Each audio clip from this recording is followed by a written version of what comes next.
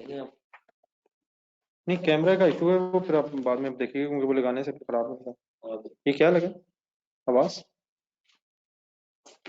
ये बेटा आवाज आपको आ रही कैंडी? डीडीएस स्टूडेंट्स, आपको प्लीज आवाज आ रही है?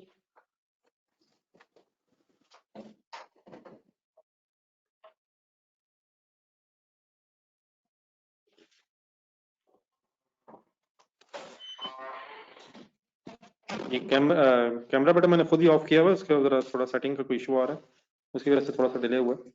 तो आप इसमें करेंगे, जो कल पढ़ रहे थे वहीं से स्टार्ट करना सर। तो कल पढ़ रहे थे वहीं से काइंडली दोबारा स्टार्ट कर लें, एक एग्जाम्पल और लिख के जरा रिवाइज कर लें। सपोज सेल्स 50,000, नेक्स्ट लाइन में लिखें कॉस्ट प्लस 25%।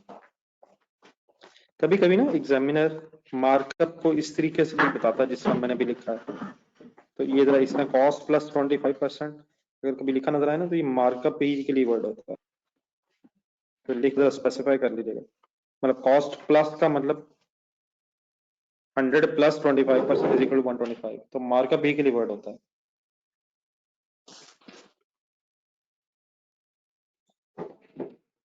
और आपने मुझे इस डाटा से प्रॉफिट बताना, तो जरा एक नई चीज भी बीच में इंट्रोड्यूस करना, कॉस्ट प्लस 25%,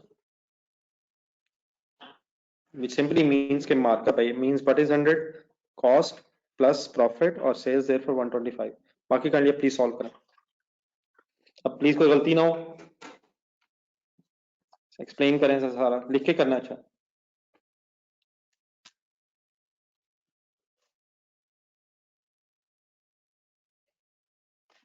ठीक है, चेक करवा लो इसी वक्त नीचे के किसी और सिस्टम वगैरह पे देख लें।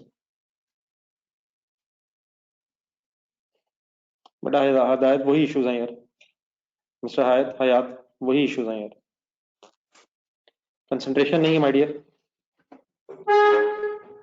जैसा जी first step, cost plus profit is equal to sales 100, cost plus 25% mean markup है 25%, तो 100 प्लस 25 इज इक्वल टू 125। मैंने आपको 50,000 जो बताया है सेल है, डिवाइडेड बाय, आप आ जाइएगा वो भी, आप वापस आ जाइएगा फिर कोड में, डिवाइडेड बाय 125 इंटू 100। मैक्सिमम लोगों का तो अल्लाह का शुक्र है ठीक है। मोहम्मद हयात काइंडली दोबारा बेटा भेजें, क्लियर हो गया? सॉरी, इंटू 25 क्योंकि मैंने प्रॉफिट मांगा, तो इंटू 25 इज इक्वल टू 10,000। ठीक है, तो सेल से प्रॉफिट फाइंड आउट करना। एक आखिरी एग्जांपल जरा और देखें, फिर एक नई डिस्कशन आज स्टार्ट करते हैं। Let's assume cost is 1 lakh, एक मार्जिन के एंगल से करना, लेट्स अज्यूम 20% इज मार्जिन। बस अब रिवर्स बस क्लियर करना, मार्जिन बाय डिफॉल्ट सेल्स पे है, मार्कअप बाय डिफॉल्ट कॉस्ट पे है, और आपने इस डाटा से मुझे प्रॉफिट बताना।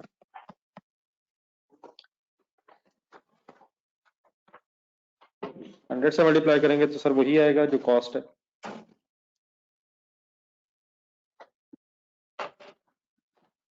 करें इंडिविजुअली सॉल्व करें, फाइनल आंसर बस भेजें मुझे। डिफाइन करें margin, therefore cost is 80, 1 lakh divided by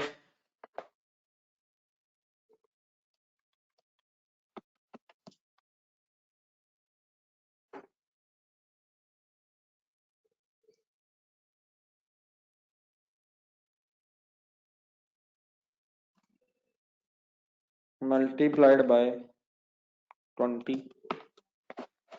अभी भी बेटा गलत है यार शहबाज अली, बेटा बस करें यार, अब इस तरह की मिस्टेक्स है, मार्जिन है माय डियर, डिवाइड बाय 80 करेंगे मल्टीप्लाइड बाय 20 करेंगे, के बाद फाइनल करेंगे 25,000 बेटा, प्लीज आपका प्रॉफिट की फिगर आ जाएगी।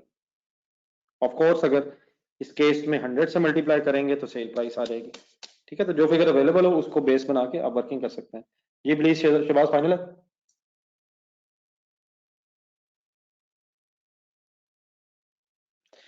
जी माय डियर, अब यहां से ऑनवर्ड्स फिर कभी अगर जरूरत पड़ेगी तो बस दो चीजें जो याद रहनी चाहिए, दैट इज मार्कअप कॉस्ट की बेसिस पे है, मार्जिन सेल्स की बेसिस पे है, और सेकेंडली जरा ये जो मैंने एग्जांपल नंबर 6 में आपको कॉस्ट प्लस का एक कॉन्सेप्ट बताया, कॉस्ट प्लस 25%, ये भी करनी जरा थोड़ा सा जहन में रखना है।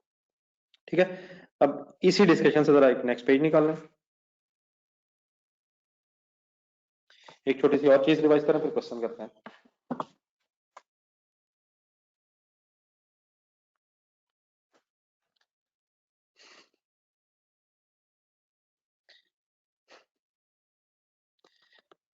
देन बेटा काइंडली जरा एक मिनट जरा इनकम स्टेटमेंट एग्जाम में लाएं। जब ट्रायल बैलेंस बन जाता है तो एक इनकम स्टेटमेंट और स्टेटमेंट ऑफ फाइनेंशियल पोजीशन या स्टेटमेंट ऑफ इनकम स्टेटमेंट को स्टेटमेंट ऑफ कॉम्प्रिहेंसिव इनकम, कुछ वर्ड याद है? तो इनकम स्टेटमेंट का जरा फॉर्मेट थोड़ा सा बनवाइएगा जरा। बेटा मोहम्मद अगर हो रहा होता बेटा मैं जरूर बताता, इस तरह अगर आप करेंगे तो कोई बात नहीं बननी। बेटा अगर होता हुसैन तो मैं जरूर बताता यार।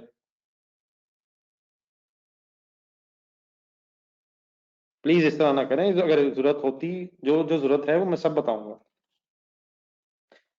ये डियर इनकम स्टेटमेंट अगर हम जहन में लाएं तो एक फॉर्मेट सा बनवा दें, आप चाहे ना नोट करें, बस सिर्फ रिकॉल कर लें। सेल्स स्टार्टिंग पॉइंट होता है, फिगर्स इस वक्त मैं नहीं लिख रहा, सेल्स होती हैं, अगर सेल रिटर्न्स हो तो ऑब्वियसली नेट हो जाती हैं। कॉस्ट ऑफ सेल्स, फिर एक हेडिंग होती है उसमें ओपनिंग स्टॉक, जरूर जहन में बोल के रिवाइज करें, जहन में रख के, ओपनिंग स्टॉक प्लस परचेजेस,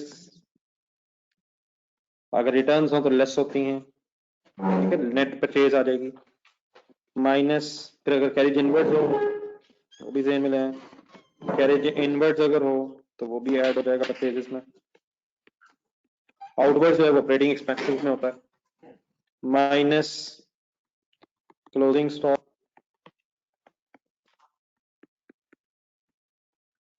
ठीक है। इन फिगर्स को सॉल्व करने से आ रही ना याद बातें प्लीज, कॉस्ट ऑफ सेल आ जाएगी, कॉस्ट ऑफ सेल्स को अगर सेल्स में सिलेक्ट करें तो क्या वर्ड होता था, ग्रॉस प्रॉफिट। देन उसके बाद फिर अभी तक हमने ये पढ़ा कि ग्रॉस प्रॉफिट में से जो रिमेनिंग बिजनेस के एक्सपेंसेस हैं by the name of operating expenses, उनको लेस करके फिर हमारे पास बिजनेस का नेट प्रॉफिट आ जाता है। तो चंद एक ऑपरेटिंग एक्सपेंसेस काइंडली ध्यान में लें।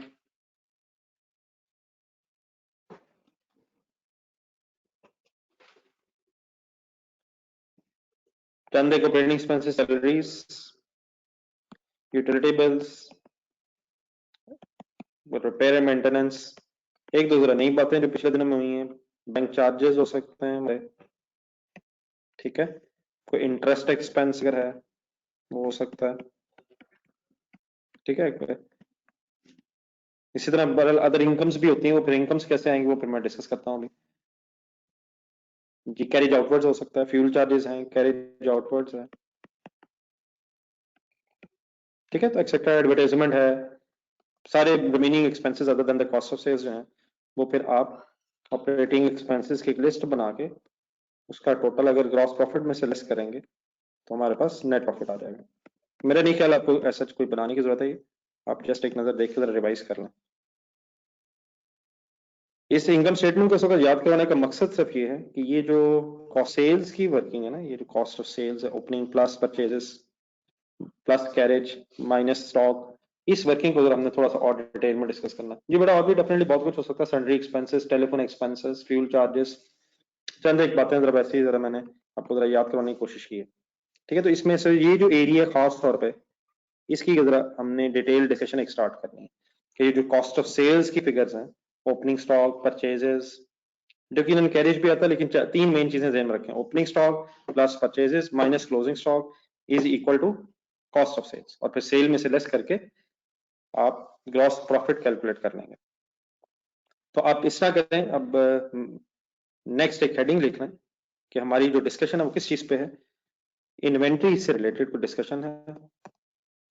और इन्वेंट्रीज एक वर्ड एक दफा पहले भी आया था, सिंपली इन्वेंट्रीज मीन स्टॉक की बात हो रही है।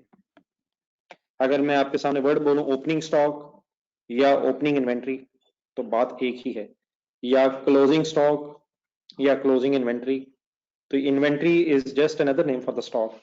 तो आप ये जरा हेडिंग लिख लें और इसकी बेस पे स्टॉक्स की कुछ डिस्कशन जरा स्टार्ट करते हैं। तो हेडिंग लिख के काइंडली जरा सारे इकट्ठे हो जाए।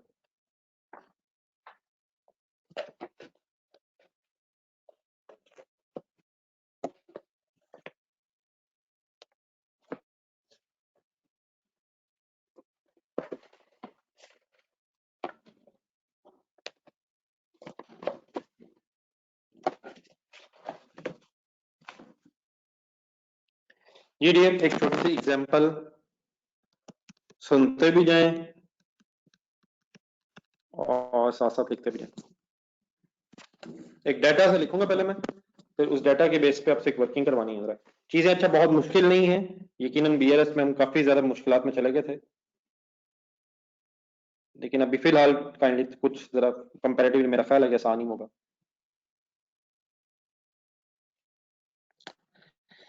ये डियर फर्स्ट लाइन में है, suppose stock as on 1st of July 2019 was 1000 units at the rate of, let's assume 100 per liter। let's assume कुछ आपके पास एक पेट्रोल पंप चले जहन में लें, आपके पास कुछ स्टॉक पड़ा हुआ है, या पर यूनिट ही कर लें, कुछ चीजों का स्टॉक पड़ा हुआ है, और अगर फॉर एग्जांपल लीटर्स में है तो पर लीटर है, केजीज में है तो पर केजी। ठीक है, तो नंबर ऑफ यूनिट्स 1000 और सपोज 100 पर यूनिट पे आपके पास कुछ चीजें पड़ी। फिर ड्यूरिंग द ईयर आपने during the year following purchases were made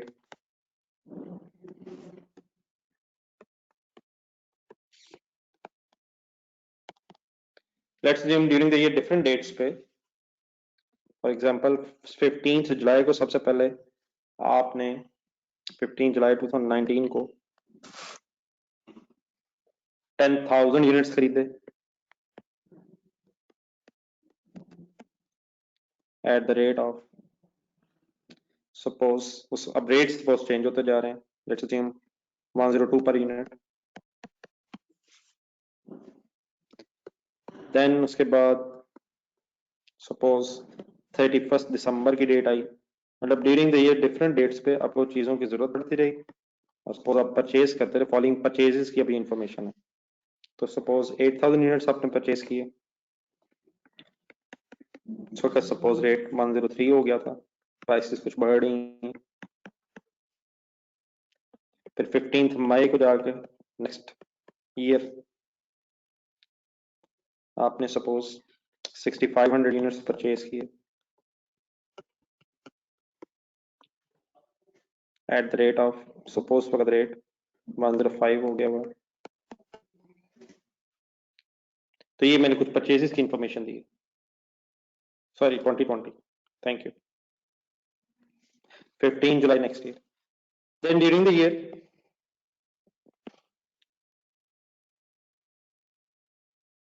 एक यूनिट की कॉस्ट है सर, ओके सर एक यूनिट 100 रुपए का था। ड्यूरिंग द ईयर पे suppose 15,000 units during the year आपने जब बिजनेस किया ये चीजें खरीद के, were sold at the rate of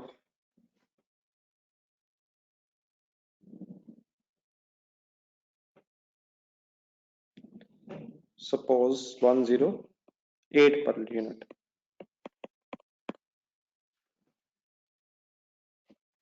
एक छोटी सी रिक्वायरमेंट लिखना है, स्टेटस है।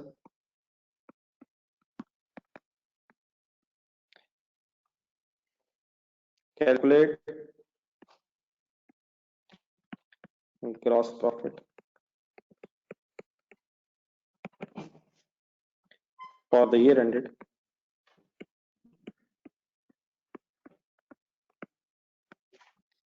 30th June 2020, मतलब अकाउंटिंग ईयर 30th जून पे हमारा एंड हुआ। डाटा नोट करके जरा काइंडली रिस्पॉन्ड कर दीजिएगा जब लिख लेंगे आप।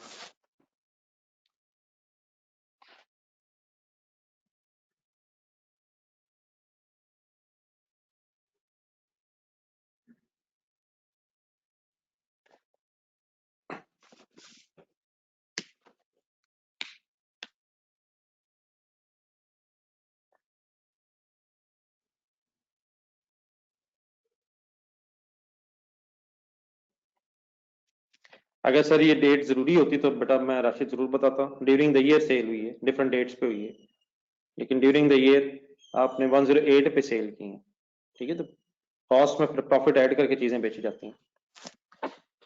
देन माय डियर, अभी स्टेटस है, अगर हमने ग्रॉस प्रॉफिट कैलकुलेट करना है तो आए पहले जरा डाटा पढ़ लें, जरा सही तरह अंडरस्टैंड करना है। हमारा ईयर एंड अगर है, ईयर एंड हो रहा है 30 जून 14 पे, 30 जून 20 पे, सॉरी, तो ये इस डेट को अगर कंसिडर किया जाए तो 1 जुलाई 19 मींस ये साल के शुरू की बात हो रही है। जून के एंड पे अकाउंटिंग एंड हो रहा है, देयरफॉर स्टार्ट हो रहा होगा 1 जुलाई पे, और 1 जुलाई 19 पे स्टार्ट होके 30 जून 2020 पे एंड हो गया। तो 1 जुलाई पे जो स्टॉक पड़ा होगा, this should be called as opening stock. और ओपनिंग स्टॉक को हम ओपनिंग इन्वेंट्री भी कह सकते हैं। इन्वेंट्री जो वर्ड है ये स्टॉक्स के लिए, स्टॉक्स के लिए। तो अगर क्लोजिंग स्टॉक हो तो वो क्लोजिंग इन्वेंट्री कहलाई जा सकती है, कही जा सकती है, और ओपनिंग स्टॉक ओपनिंग इन्वेंट्री। तो inventory is word for stocks. Opening inventory भी हो सकती है और क्लोजिंग इन्वेंट्री भी, जिसमें opening stock and closing stock.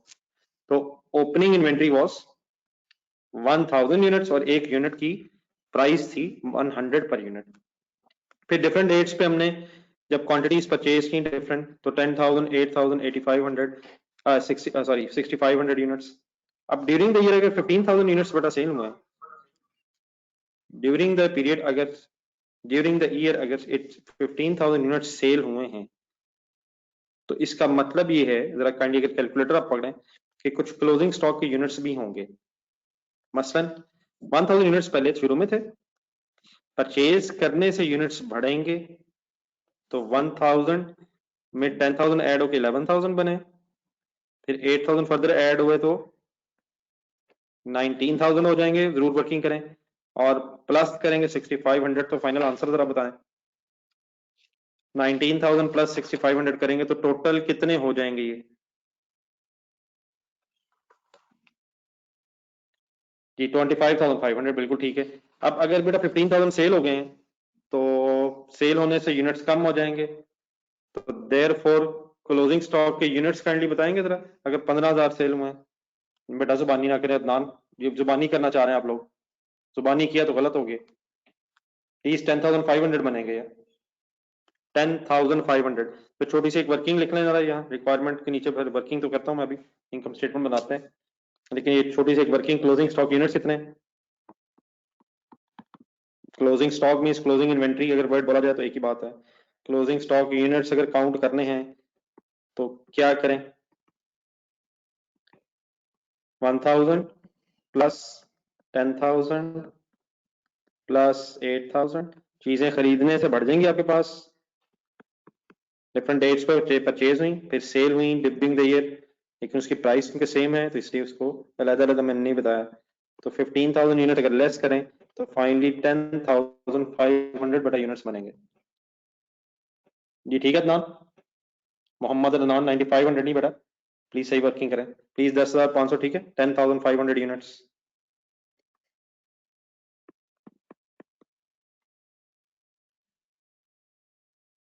Ji dear, अब इसका आंसर बनाए मेरे साथ। हमने ग्रॉस प्रॉफिट अगर निकालना है तो इनकम स्टेटमेंट ज़हन में लाएं, साफ सुथरी एक वर्किंग कीजिएगा। सबसे पहले इनकम स्टेटमेंट में अगर ग्रॉस प्रॉफिट आपने निकालना है तो आप सेल्स लिखें। अब सेल्स किस तरह, नंबर ऑफ यूनिट सोल्ड 15,000 है, कैलकुलेटर हाथ में रखें और मल्टीप्लाइड बाय 108, 15,000 इंटू 108।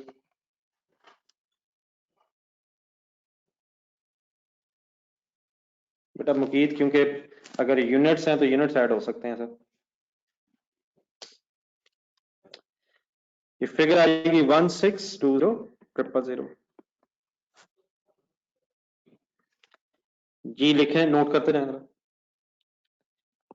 फिर कॉस्ट ऑफ सेल्स अगर हम कैलकुलेट कर लें तो हमारे पास ग्रॉस प्रॉफिट आ जाएगा। कैसे? कॉस्ट ऑफ सेल्स के लिए सबसे पहले क्या चाहिए, ओपनिंग स्टॉक। डाटा फाइनल रखना है अपने साथ ज़हन में। ओपनिंग स्टॉक की क्वांटिटी बेटा थी 1000 और उस वक्त एक यूनिट की प्राइस लिखी हुई है मैंने 100, तो जरूर सॉल्व करें। 1000 into 100 is equal to 1 lakh rupees opening stock हो जाएगा। मतलब simply opening stock units into 100 पर यूनिट इज इक्वल टू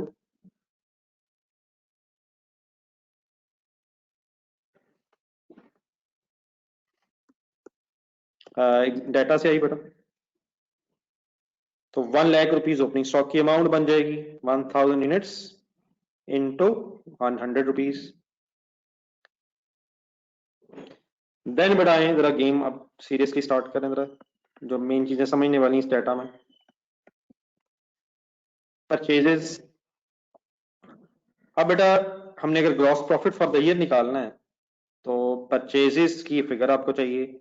अब ड्यूरिंग द ईयर अगर एक से ज्यादा परचेजेस हो रही हैं, एक से ज्यादा डिफरेंट टाइम्स पे परचेजेस की इंफॉर्मेशन दी हुई है, तो इसका अब आसान सा एक वे आउट फिर क्या होगा, इनकम स्टेटमेंट बनाते हुए हम टोटल परचेज लेंगे फॉर द पीरियड की जिस हमने सेल ली है। ठीक है, तो सोल्ड यूनिट से उसका रेट था, लेकिन अब परचेज क्योंकि डिफरेंट रेट्स में है तो देन एक छोटी सी वर्किंग कर लेनी चाहिए, वो इनकम स्टेटमेंट के अंदर की बजाय आप इस तरह कीजिएगा।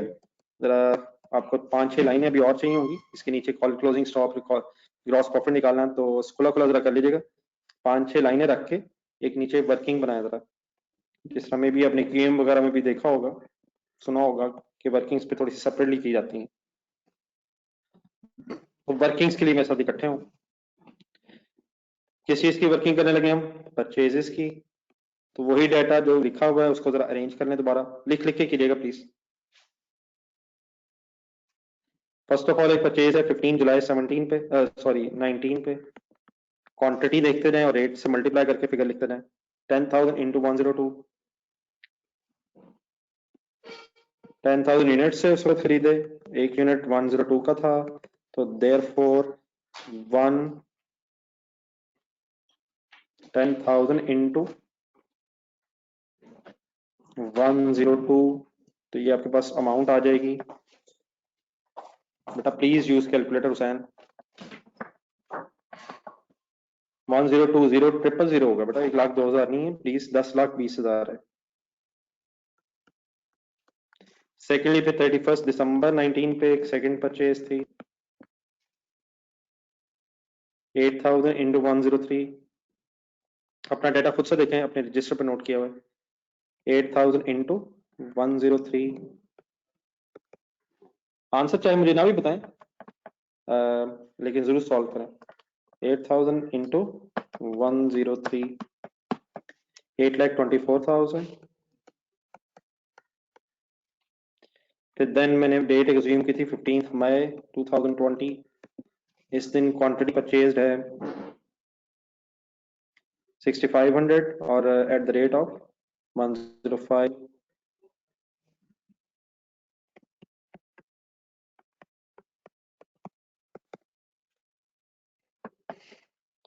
6,500 यूनिट्स खरीदे जब प्राइस 105 हो गई थी। तो सिंपली क्या हो रहा है, quantity purchase multiplied by purchase price per unit.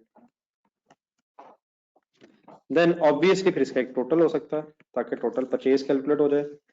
तो 8,24,000 प्लस फाइनल आंसर तक बस पहुंच जाए 25,26,500 रुपीज की ड्यूरिंग द ईयर परचेज। कोई कंफ्यूजन किसी की हो तो जरूर बताएं।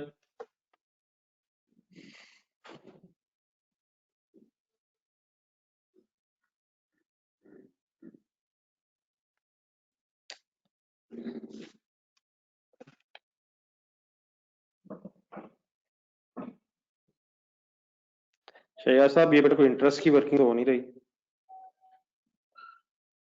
परचेज जब भी आपने की है वो सिंपली ऐड अप होकर टोटल परचेज बन जाएगी। जी माय डियर, ऊपर वापस आ जाए जहां हम वर्किंग कर रहे थे। आंसर आ गया हमारा 25,26,500। तो परचेजेस के सामने लिखते हैं। इट सिंपली मीन्स कि अगर एक से ज्यादा परचेज है तो आप उसे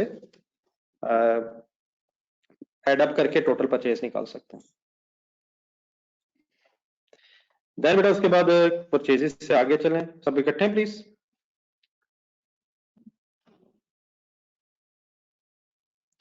कोई कंफ्यूजन तो नहीं प्लीज।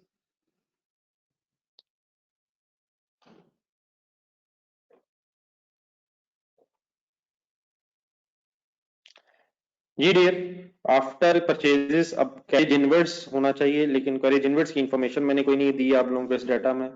तो कैरेज इनवर्ड्स अगर नहीं है तो स्ट्रेट अवे आ जाए माइनस क्लोजिंग स्टॉक। अब क्लोजिंग स्टॉक की बेटा क्वांटिटी तो हमने डिटरमिन कर ली थी, लेकिन अब हमें इन क्लोजिंग स्टॉक के यूनिट्स की, जो 10,500 यूनिट्स बच गए हैं, हमें इन 10,500 यूनिट्स की अमाउंट तक पहुंचना है। ठीक है, एक दफा दोबारा काइंडली सुनना है जरा।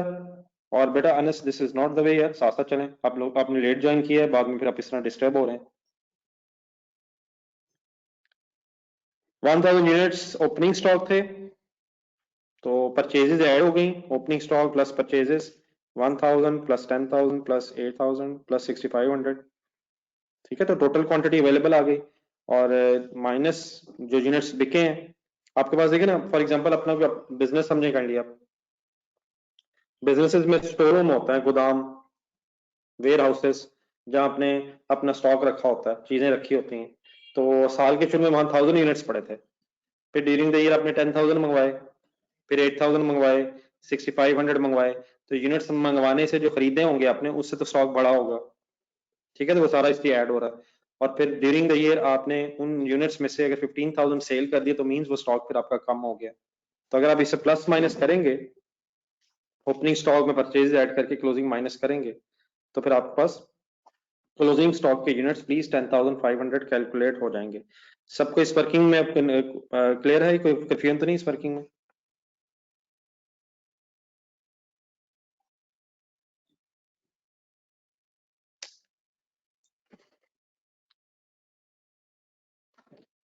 देन अब हमें इन यूनिट्स की कॉस्ट डिटरमिन करनी है।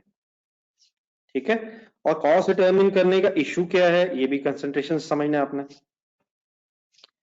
ठीक है, ये जो 10,500 यूनिट्स हैं, ये हमारे पास अब स्टोर रूम में बच गए हैं। तो 10,500 यूनिट्स जो पड़े हैं, ये कहां से पड़े हैं, ये प्रॉब्लम है। समटाइम देखिए, चीजें अगर एक जैसी हों, एक जैसा अगर फॉर एग्जांपल चीजें आप खरीद के बेच रहे हैं, कुछ चेयर्स खरीद के बेच रहे हैं, उनकी अगर उनकी स्पेसिफिकेशन मीन वो चेयर्स एक ही क्वालिटी की हैं, ठीक है, तो समटाइम चीजें आपस में मिक्स अप हो जाती हैं। खासतौर पे ये प्रॉब्लम आता है उन चीजों में बिल्कुल ही आपस में मिक्स अप हो जाती है, इन सेंस के अगर आपको फॉर एग्जांपल कोई पेट्रोल पंप ज़हन में लाएं, मैंने जिस स्टार्ट में आपसे बात भी की थी। तो अगर पेट्रोल का स्टॉक पड़ा किसी स्टोरेज टैंक में, उसमें सपोज 1000 लीटर्स पड़े थे, अगर आप उसमें 10,000 लीटर्स और ऐड कर दें, तो आप यू कैन नॉट आइडेंटिफाई कि इसमें से 1000 वाले कौन से हैं और 10,000 कौन से हैं। ये तो मिक्सअप होकर टोटल 11,000 हो जाएगा। ठीक है, फिर 8,000 और डाले, फिर उसमें से निकालते रहे, तो कौन से आपने निकाल के सेल किए, कौन से स्टॉक में पड़े रह गए। ये शायद एग्जैक्टली डिटरमिन करना कि 102 में से स्टॉक बचा है, 3 में से बचा है, 5 में से बचा है, या ओपनिंग में से कुछ बच गया है, ये शायद प्रैक्टिकली पॉसिबल नहीं रहता।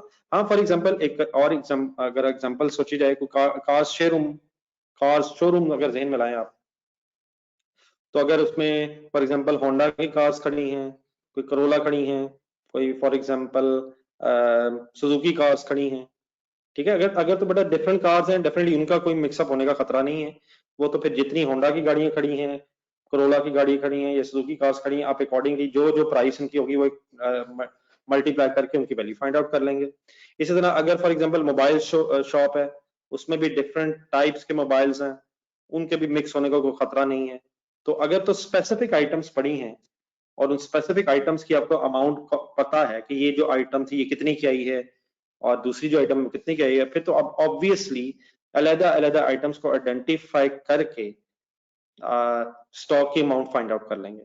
लेकिन अगर चीजें मिक्सअप हो जाती हैं, मतलब सेम टाइप ऑफ चीजें हैं जिन्हें मंगवाया और स्टोर रूम में रखा, पुरानी भी पड़ी थी, नई आ गई, फिर उनमें से कुछ चली गई, तो समटाइम्स इट बिकम्स इम्प्रैक्टिकेबल कि एग्जैक्टली ये डिटरमिन किया जा सके कि ये स्टॉक की में जो आइटम पड़ी अब हैं, ये इनमें से पुरानी कौन सी हैं और इसमें से नई कौन सी हैं, अगर ये चीजें आपस में मिक्सअप होने वाली हैं। तो हम जो इस वक्त डिस्कशन करेंगे वो इस कॉन्टेक्स्ट में करेंगे कि अगर चीजें आपस में मिक्सअप हो जाएं, पुरानी भी पड़ी हैं, नई आई और फिर बाद में ये आइडेंटिफाई करना कि पुरानी कौन सी हैं, नई कौन सी हैं, उसकी क्या प्राइस है, तो देन फिर हम जब चीजें मिक्सअप हो जाएंगी उनको फिर कैसे वैल्यू करेंगे, फिलहाल हमने वो अंडरस्टैंड करना है। ऑब्वियसली वो जो दूसरा मैंने बताया कि जहां आइटम्स मिक्सअप होने की बजाय अलग अलग आइडेंटिफिएबल होती हैं, वहां फिर ये मेथड्स यूज नहीं होंगे, जो भी मैं फर्दर डिस्कस करूंगा आपसे। इन मेथड्स की तब जरूरत पड़ती है if the items are mixed with each other. तो हमारे मैंने जो आपके सामने डाटा लिखा उसमें मैंने यूनिट्स यूनिट्स यूनिट्स लिखे हैं। तो सपोज अगर ये यूनिट्स आपस में मिक्सअप हो गए हैं और ये आइडेंटिफाई करना मुश्किल है कि इनमें से किस रेट वाले कितने यूनिट्स पड़े हैं, तो देन बेटा इस प्रॉब्लम को फिर रिजॉल्व करने के लिए क्या किया जाता है। अब आप इस तरह करिएगा, पहले छोटी सी मेरी जरा डिस्कशन सुन के कंप्लीट कर लें बात, फिर आप इसे नोट भी कीजिएगा और अगर कोई क्वेश्चन या कंफ्यूजन रहेगी तो वो भी प्लीज पूछिएगा। तो जहां वर्किंग कर रहे थे वहां एक तो वर्किंग अभी हम निकाली कि टोटल परहेज आ गई है। सेकंड जरा कैंडिक हेडिंग लिख लें, जरा ये चीजें जरा लिख के एक्सप्लेन हो जाए जरा। अब हम करना क्या चाह रहे हैं, कॉस्ट ऑफ क्लोजिंग स्टॉक। हम कॉस्ट ऑफ क्लोजिंग स्टॉक की वर्किंग करना चाह रहे हैं। उसका बेटा सबसे पहला स्टेप ये होता है कि सबसे पहले तो आप क्लोजिंग स्टॉक के यूनिट्स कैलकुलेट कर लें।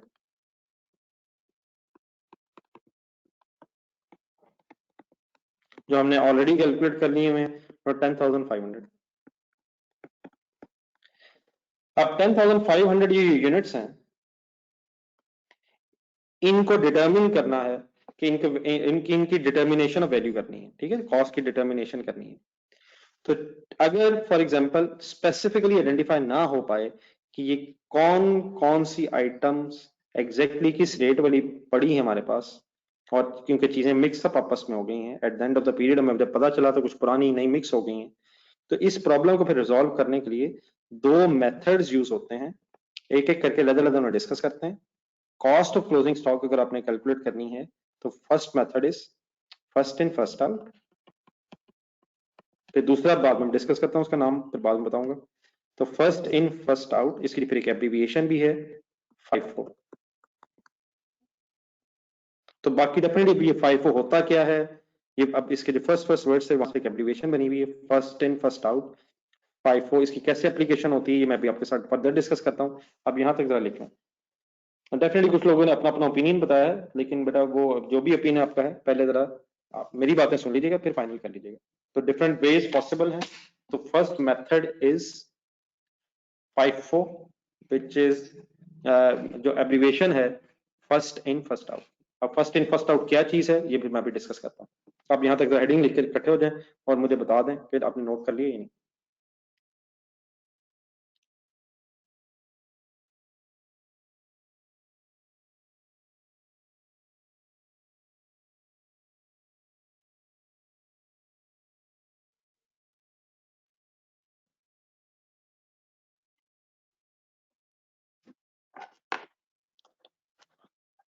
जी सर, अब आए जरा इनवर्स पे थोड़ा सा गौर करें। फर्स्ट इन फर्स्ट आउट, एक लाइन में डिफाइन भी करना था। फर्स्ट इन फर्स्ट आउट का बेटा मीनिंग ये होता है, in this method it is assumed, बिल्कुल एक सिंपल से डिसीजन है इंशाल्लाह, कोई इशू वाली बात नहीं है, बिल्कुल रिलैक्स रह के लिखें। In this method it is assumed that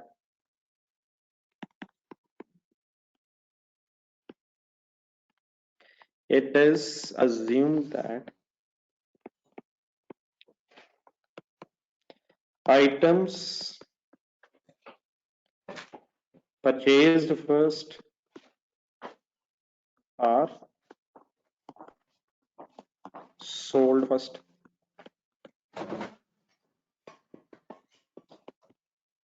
In this method, it is assumed that items purchased first are sold first. जो पहले खरीदी गई थी वही पहले बेची गई हैं।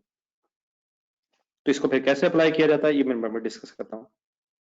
शायद एक मोस्ट लॉजिकल सी बात है कि जिस सीक्वेंस में चीजें आई थी हमने उसी सीक्वेंस में चीजें बेची हैं। इन अदर वर्ड्स, फिर अब स्टॉक की आइटम्स बची कहाँ से हैं? जो शुरू में खरीदी होंगी चीजें या एंड में खरीदी होंगी। अगर फर्स्ट आइटम्स परचेज हो गई हैं, जो पहले खरीदी थी वही पहले सेल हो रही हैं, तो फिर इसका मतलब स्टॉक वहां से बचेगा जो एंड में से परचेज, एंड वाली परचेजेस होंगी। बहरहाल मैं अभी फर्दर डिस्कस करता हूँ। आए बेटा अब इसको अप्लाई करें। अप्लाई करने का तरीका मेरे साथ पहले गौर से सुनिए, सब कुछ लिख के करेंगे।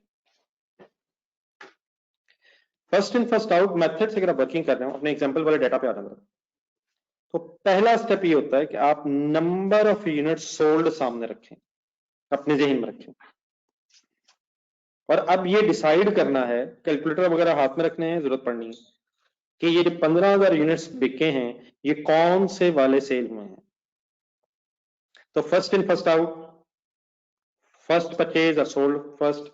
अब इसमें बेटा यकीनन आपको परचेजेस तो ये नजर आ रही हैं और इस सीक्वेंस में मैंने लिखी हुई है, लेकिन बेटा अगर हम इस ओपनिंग पे गौर करें तो ये परचेज तो शायद पिछले पीरियड की है। इट मीन सबसे earliest purchase in this data, इससे भी शायद पहले ये 1000 यूनिट्स थे, इस परचेज से भी पहले, क्योंकि ये तो पिछले पीरियड में खरीदे गए होंगे, तभी हमारे पीरियड के स्टार्ट पे ओपनिंग स्टॉक आ रहा है। मेरी बात समझ आ रही है कि सबसे पुरानी परचेज इस डाटा में 1000 यूनिट्स वाली है जो ओपनिंग स्टॉक में पड़ी है। कल बताइएगा प्लीज, क्लियर हो रही है मेरी बात?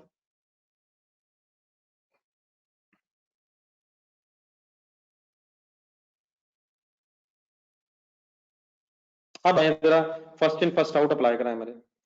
तो 15,000 यूनिट अगर बेटा सेल हुए हैं तो सबसे पहले कौन से यूनिट सेल हुए होंगे? 1000 वाले। लेकिन अब 15,000 सेल हुए हैं, इट मीन 1000 सेल हो भी गए अगर हो तो इवन देन 14,000 यूनिट्स और सेल हुए हैं। तो अब सीक्वेंस आगे बढ़ाते जाएं जरा। 1000 पूरा सेल हो गया होगा, 10,000 भी सेल अगर हो जाए तो 11,000 टोटल बनता है, 1000 प्लस 10,000। फिर 11,000 और 15,000 में का डिफरेंस मतलब 4,000 और सेल हुए हैं, तो वो कहां से हुए होंगे? 8,000 यूनिट्स में से 4,000 यूनिट सेल हो गए होंगे।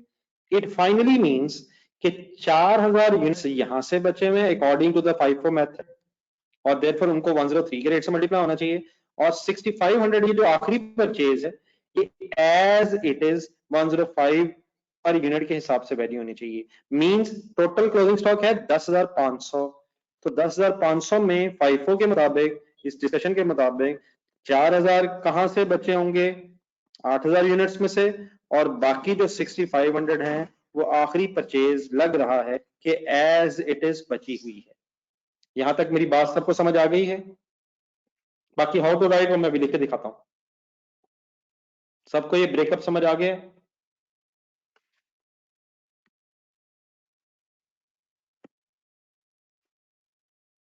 कोई कंफ्यूजन तो नहीं है?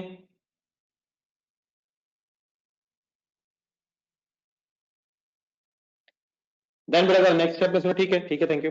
एक अगला सुने। अब यकीनन फाइफो में सोचना तो ऐसे ही है कि फर्स्ट इन फर्स्ट आउट, तो सबसे पुरानी चीजें पहले सेल हुई, फर्स्ट परचेज फर्स्ट सोल्ड, वही चीजें पहले सेल हुई, और उसी सीक्वेंस में चलते जाएं तो आप फिर फाइनली पहुंच जाएंगे चीजें कहां कहां से बची होंगी। लेकिन बेटा एक इसका ना शॉर्टकट कंपैरेटिव वे भी है, तो वो भी कहीं और से सुनिएगा जरा। अब फर्स्ट इन फर्स्ट आउट का मतलब है कि पहली परचेज तो सेल हो गई, इट मींस स्टॉक फिर एंड के यूनिट्स में से बचा होगा। ये एक सेंटेंस समझ आता है, स्टॉक फिर एंड के यूनिट्स में से ही बचा होगा, जो एंड में परचेज हुई होंगी, जो आखिरी परचेज हुई होंगी स्टॉक फिर फाइफो में वहीं से बचा होगा, क्योंकि पहली वाली चीजें तो सेल हो रही हैं। तो एक अनदर वे ये होता है, सुनिएगा पहले बात पूरी सुनना चला, कि अब 10,500 यूनिट्स बचे हुए हैं, तो आप इसे रिवर्स ऑर्डर में भी सॉल्व कर सकते हैं। मसलन अगर ये 10,500 यूनिट्स बचे हुए हैं, तो क्या क्लोजिंग स्टॉक के सारे यूनिट्स अभी पड़े होंगे? ये तो क्लोजिंग स्टॉक में 6500 की आखिरी परचेज एज इट इज पड़ी होगी। यस, क्योंकि 10,500 यूनिट्स अगर बचे हैं तो पहले वाले तो पहले बिक गए होंगे, तो 6500 लास्ट परचेज में से, और अब 6500 माइनस 10,500 जरूर सॉल्व करें, जरूर सॉल्व करें। 4,000 फर्दर जो यूनिट्स बचे होंगे क्लोजिंग स्टॉक में, ये फिर सेकंड लास्ट परचेज मींस 8,000 में से बचे होंगे। इन आइदर वे बात समझ आ गई है? आप फाइनल बता दो। तो या तो सेल के डिसीजन से आगे चल पड़े कि कौन कौन से यूनिट सेल हो गए होंगे, देयरफॉर रिमेनिंग पता चल जाएंगे। एक अदर वे क्या है कि आप रिवर्स ऑर्डर में वर्किंग करके भी फाइनल कर सकते हैं। तो एक सेंटेंस जरा लिख लें, फिर मैं इसकी वर्किंग भी करता हूं। फाइफो में स्टोरी ये है, in this method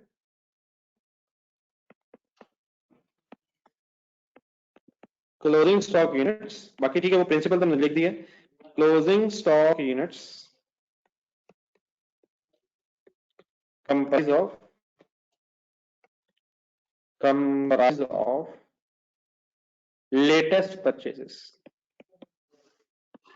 In this method, closing stock unit comprise of latest purchases. FIFO में क्लोजिंग स्टॉक के यूनिट्स कहां से बचे होते हैं? एक तो होता वर्ड हो सकता है ना अर्लीस्ट, अर्लीस्ट का मतलब पहले वाली, लेटेस्ट का मतलब मैं लिखना चाह रहा हूं कि आखिर वाली परचेजेस से स्टॉक बचा होगा।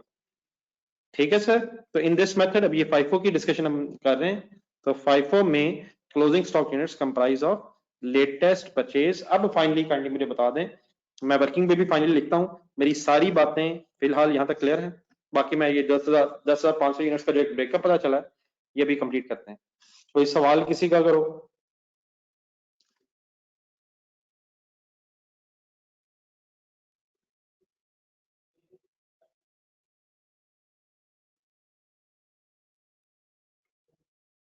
चलें बेटा, फाइनल जो डिसाइड हुआ है फिर उसको लिख के बात खत्म करें।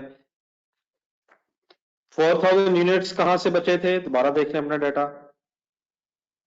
4,000 यूनिट्स बचे हैं सेकंड परचेज में से, एट देयरफॉर उसका रेट हो जाएगा 103, और 6500 units into 105 as it is हो जाएगा।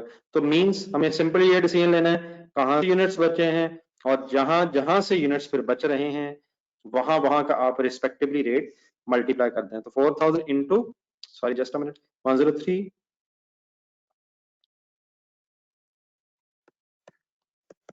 और 6500 इंटू 105। तो अब आप इन दोनों फिगर्स को फिर प्लस करके total total value of total cost of closing stock तक पहुंच सकते हैं। तो 4,000 इंटू, इंडिविजुअली लिख के सॉल्व कर लो, इंटू 103, 4,12,000। और ठीक है, आपने अगर इकट्ठा सॉल्व कर लिया वो भी ठीक है, पर ब्रेकअप जरूर लिखना क्योंकि उसका रेट डिफरेंट है। तो लास्ट फिगर आ जाएगी 682,500।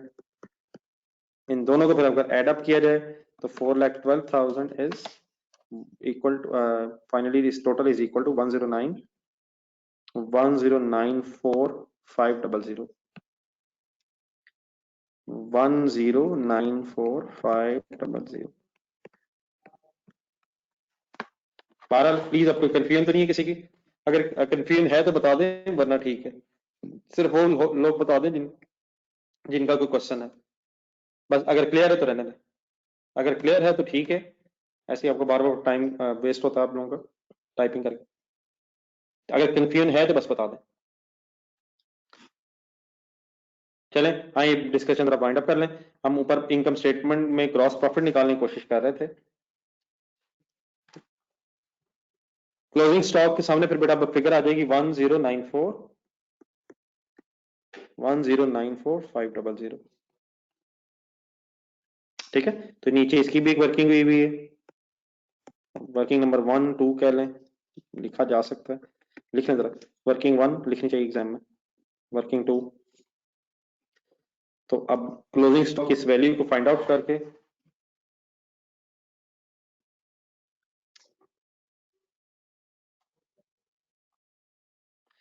जी बेटा, अगर कुछ स्पेसिफिक क्वेश्चन है तो कैंडी के पूछ लें। अब रिपीट रेट का मतलब जरा मेरे लिए मुश्किल, जरा समझना मुश्किल हो जाएगा, क्या चीज रिपीट कर दूं। अगर मुझे एग्जैक्टली बता दें क्या चीज आपको नहीं समझ आई, वो मैं बता देता हूँ।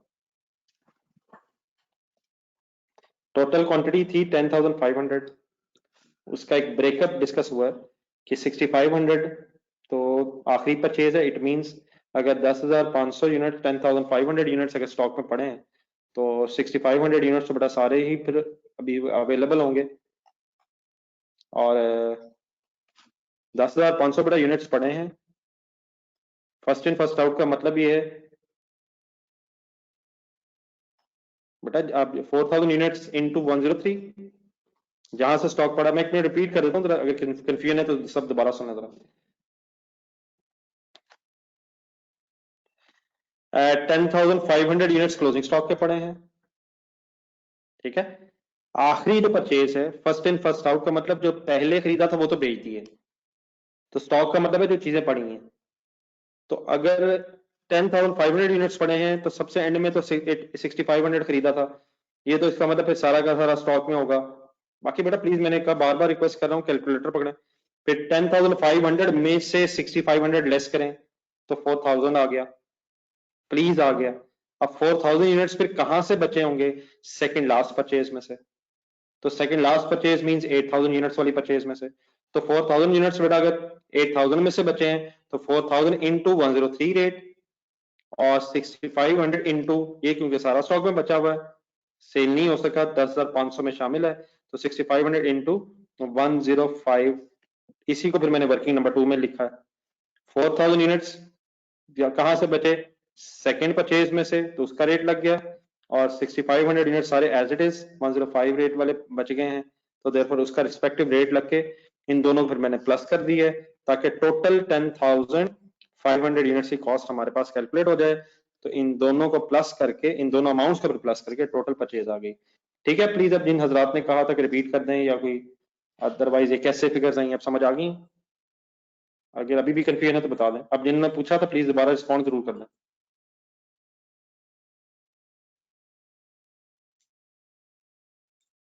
बहरहाल आई रिक्वेस्ट प्लीज थोड़ा सा साथ साथ बेटा चलने की कोशिश किया करें, ऐसी वरना फजूल में टाइम वेस्ट होता है। ये टोटल कॉस्ट ऑफ सेल बताएं। अब cost of sale means opening stock की अमाउंट है 1 लाख प्लस 2526 500 परचेजेस थी, 1094 500 लेस किया तो आपके पास 1532 कॉस्ट ऑफ सेल की फिगर आ गई, इस बॉक्स को टोटल करके प्लस माइनस करके। तो अकॉर्डिंग टू द FIFO अगर वर्किंग की जाए तो ग्रॉस प्रॉफिट कैलकुलेट कर हो जाएगा 1532 सॉरी 1532 नहीं, ये तो कॉस्ट ऑफ सेल है, माइनस 1620 सेल में से लेस करें, सॉरी, तो it is 88,000 is gross profit, sale less cost of sale. कोई कंफ्यूजन किसी की नहीं रह जानी चाहिए, आई रिक्वेस्ट, बार बार मैं आपसे पूछता हूँ, जरूर पे साथ साथ बताया करें।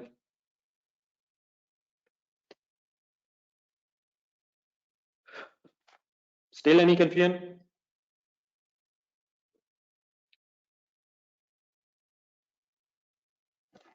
देन आपने बेटा ये जहां वर्किंग की है, इस आंसर में अगर स्पेसिफाई करने के, ये जो आंसर बनाया हमने, ये हमने FIFO की बेस पे बनाया है, फर्स्ट इन फर्स्ट आउट। फिर एक इसी डेटा से एक सेकंड मेथड भी डिस्कस करने की कोशिश करूंगा मैं, तो उसको इसलिए इस तरह करें अपने पास नेक्स्ट पेज पर है, साफ सुथरी वर्किंग प्लीज करें। कोई लिख तो नहीं रहा प्लीज, सब इकट्ठे हैं? कोई नोट तो नहीं करा? अगर करा है तो बस बता दें, वरना ठीक है। जिन्होंने कर लिया वो रहने दें, अगर कोई लिख रहा है तो बस वो बता दें, कोई डब्ल्यू लिख दें वगैरह, इकट्ठे रख लें प्लीज। ठीक है, जिन्होंने नोट कर लिया ठीक है। अब बेटा ये सेम क्वेश्चन जो एग्जांपल है, इसको हम सेकंड मेथड से डिस्कस करते हैं।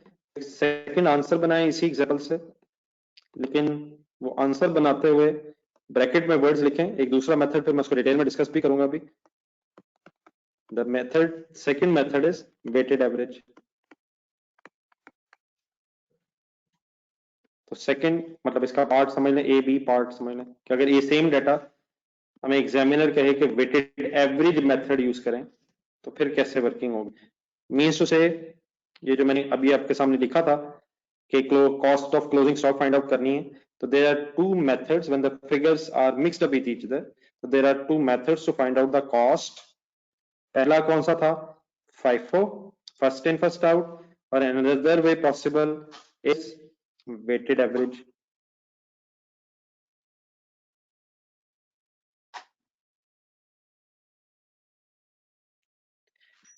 अब कंसंट्रेशन सर, एक मिनट सुनने पहले मेरी बातें। ये जो मेथड्स मैं डिस्कस कर रहा हूँ, FIFO, वेटेड एवरेज, ये बेटा सिर्फ स्टॉक की वर्किंग के लिए है, और उसमें भी स्पेसिफिकली किस स्टॉक की हमारे पास फिगर नहीं थी, क्लोजिंग स्टॉक। तो क्लोजिंग स्टॉक की फिगर फाइंड आउट करने के दो मेथड्स हैं, FIFO and weighted average. Means two से सेल्स वही रहेगी जो अभी हमने पहले कैलकुलेट की है। सेल की अमाउंट वंस अगेन कैसे डिटरमिन होगी? सेल, ओपनिंग स्टॉक, परचेजेस के लिए मेथड्स नहीं है, क्लोजिंग स्टॉक के लिए मेथड्स हैं। Means opening stock, sorry, sale into 108, ये फिगर 162 एज इट इज रहेगी। कॉस्ट ऑफ सेल्स में भी अगर हम गौर करें तो ओपनिंग स्टॉक की information as it is data में थी 1000 इंटू 100, तो कॉस्ट ऑफ सेल्स में ओपनिंग स्टॉक 1000 इंटू 100, 1 लाख दोबारा एज इट इज आ गया। मैं वहां तक पहुंचना चाह रहा हूं जहां पे चेंज आना है। परचेजेस की अब हमने वर्किंग कर ली हुई है, तो no change, no time, do not waste time, 2526,500। Methods ये जो हम डिस्कस कर रहे हैं, FIFO वेटेड एवरेज, इस ये किसकी वैल्यूएशन के लिए है, प्लीज एक दफा जरूर अपने ज़हन में फाइनल कर लें।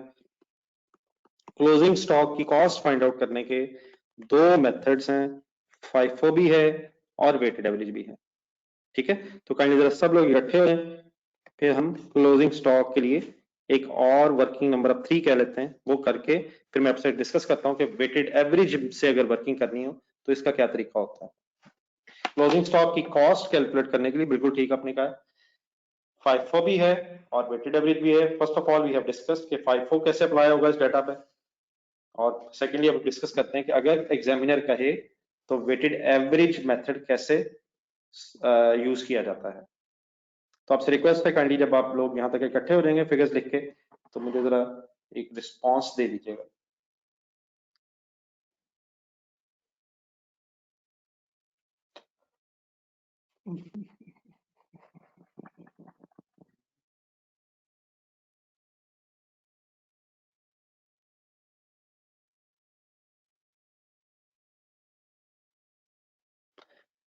अगर आप सब लोग प्लीज क्लास में पार्टिसिपेट करेंगे तो इंशाल्लाह आप पढ़ाई इंजॉय भी करेंगे, और वही जो एक ऑनलाइन क्लास का एक सॉर्ट ऑफ ज़हन में टेंशन सी हो जाती है कि पता नहीं समझ आ रहा ही नहीं आ रहा, तो इंशाल्लाह मेरा नहीं ख्याल कोई मेजर इशू बनेगा।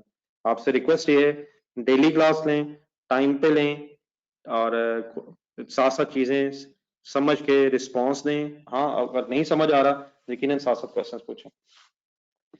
जी डियर, वंस अगेन इसके नीचे 10 लाइन छोड़ दें, 3-4 लाइनें छोड़ दें इसके नीचे, हम कॉस्ट ऑफ सेल्स की, ग्रॉस प्रॉफिट की वर्किंग कर लेंगे। अब वर्किंग नंबर 3 में इसलिए कर रहा हूँ क्योंकि 2 वर्किंग्स पहले हो गई थी पिछले मेथड में, तो एक वर्किंग की तरह दोबारा आ जाए।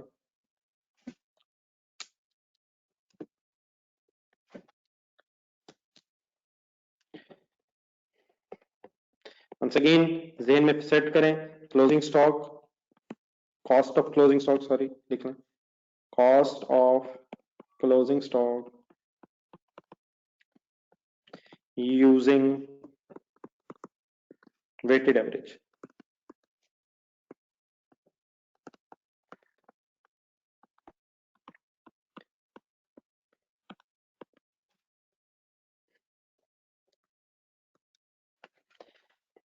अब वेटेड एवरेज अगर वर्किंग करनी है, अब ये डेफिनेटली दो डिफरेंट मेथड्स हैं, एक FIFO है, वेटेड एवरेज है, दोनों यूज किए जाते हैं प्रैक्टिकली, दोनों अलाउड हैं अकाउंटिंग स्टैंडर्ड्स में। एग्जामिनर आपसे FIFO कहे तो आप FIFO यूज करेंगे, वेटेड एवरेज कहे तो वेटेड एवरेज यूज करेंगे। हमें दोनों का इसलिए आइडिया होना चाहिए क्योंकि दोनों ही अलाउड हैं, दोनों का आंसर कोई सेम आने वाली बात नहीं है, आंसर्स इनके डिफरेंट आएंगे, लेकिन बात वही याद रखें क्योंकि चीजें होगी मिक्सअप, अब हम अलग अलग तो कर नहीं सकते। देयरफॉर एक चॉइस ये है कि आप अज्यूम कर लें कि जो चीजें पहले खरीदी थी वही पहले बिकी हैं। दूसरा एक तरीका ये है कि रादर देन टू आइडेंटिफाई कि स्टॉक कहां से बचा है, सबको पहले किसी कॉमन रेट पे लें और उसी रेट की बेस पे वर्किंग कर लें।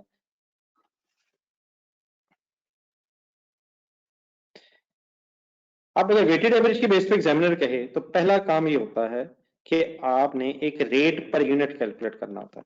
इट मींस वेटेड एवरेज में आपको ये रिक्वायर्ड नहीं है कि आप आइडेंटिफाई करें कि कौन से बिक गए हैं कौन से बच गए हैं, सिंपली एक रेट कैलकुलेट होता है। और एक आसान सा फॉर्मूला रेट की कैलकुलेशन के लिए कुछ इस तरह से है कि सबसे पहले आप बेटा ओपनिंग स्टॉक की अमाउंट ढूंढेंगे, पहले के बात पूरी सुन लें, फिर उसमें परचेजेस की अमाउंट को एड अप कर लेंगे। अब अगर एक परचेज है ड्यूरिंग द पीरियड तो ऑब्वियसली सारी परचेजेस को, और अगर परचेज रिटर्न्स भी हैं, वैसे इस तरह की बातें फिर इंशाल्लाह अलग भी डिस्कस हो जाएंगी। परचेजेस अगर हैं, परचेज रिटर्न्स भी हैं, तो ऑब्वियसली फिर आप एक नेट फिगर ले लेंगे, ठीक है, तो total purchases.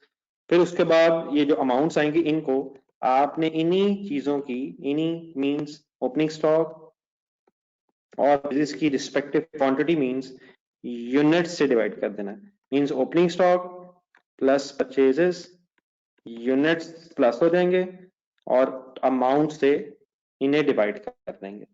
The best thing is के पहले अगर एक नजर देख लें ओपनिंग स्टॉक, अब वो हम लिख चुके हैं फिगर्स, ओपनिंग स्टॉक अमाउंट कितनी है 1000, ढूंढ लेंगे 1 lakh, sorry opening stock amount is 1 lakh, ऊपर हमने डाटा में लिख भी लिया हुआ, एक दो दफा डिस्कस भी हो गया हुआ। परचेजेस की अमाउंट क्या है माय डियर, 26250000। आपके बेटा क्वेश्चंस आर हाईली अप्रिशिएटेड, लेकिन अनफॉर्चुनेटली कुछ लोग बड़े प्री मेच्योर क्वेश्चंस पूछते हैं। बेटा ऑब्वियसली अगर फिगर्स डिफरेंट होंगी तो पहले फिगर्स आ तो लेने दें, फिर इंशाल्लाह सारा डिस्कस कर लेंगे। दो डिफरेंट अजम्पशंस की बेस पे है, इसलिए आंसर मैच करना मकसद नहीं है, दोनों अलाउड हैं, दोनों के अपने अपने को एडवांटेजेस डिसएडवांटेजेस पॉसिबल हैं। तो इस तरह कैंडी ना करें, जरा आराम से तसल्ली से पहले बात भी सुने, इस तरह तो आपको कुछ नहीं समझ आएगा। 2526 500, सॉरी। अब इनकी क्वांटिटीज ढूंढने जरा, ओपनिंग स्टॉक की क्वांटिटी बेटा 1000 है, लेकिन अब परचेजेस की जरा क्वांटिटी, सिर्फ परचेजेस की क्वांटिटी, जरा डेटा देखें सारे, कैलकुलेटर रखें आपने, करंट पीरियड की परचेजेस, अब हमने 1000 को तो अलग कंसिडर कर लिया ऊपर जो था, तो वो तो अपनी स्टॉक के एंगल से आ गया। अब सिर्फ क्वांटिटी अगर फाइनल करें तो क्वांटिटी कितनी है परचेज्ड। अब इस पीरियड में 10,000 खरीदा है, 10,000 यकीनन खरीदा, लेकिन वो पिछले पीरियड में खरीदा तो ओपनिंग के नाम से आ गया, तो 10,000 प्लस 8,000 18,000 प्लस 6,500, तो ये हो जाएगा 24,500, ठीक है। तो ओपनिंग स्टॉक फार्मूला बोले जरा प्लीज सारे अपने अपना बोलें, opening stock amount plus purchase amount divide by opening stock quantity and plus purchases quantity, that is 10,000 plus 8,000 18,000 plus 6,500 24,500।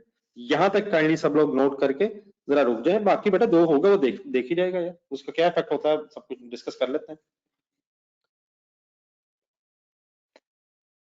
My dear मुफ्ती, आपने बेटा ये जो बात की आपकी इस बात से महसूस हो गया है कि बहुत कम आपको पढ़ाई के लिए टाइम मिलता है। हम किसी इस वक्त जर्नल एंट्री की बात नहीं कर रहे हैं, कोई जर्नल एंट्री डिस्कस नहीं हो रही है, सिर्फ ये डिस्कस हो रहा है कि वर्किंग कैसे है। तो इससे अनबैलेंस कैसे अकाउंट हो सकता है? अभी तो अकाउंट बनानी नहीं शुरू किया हमने।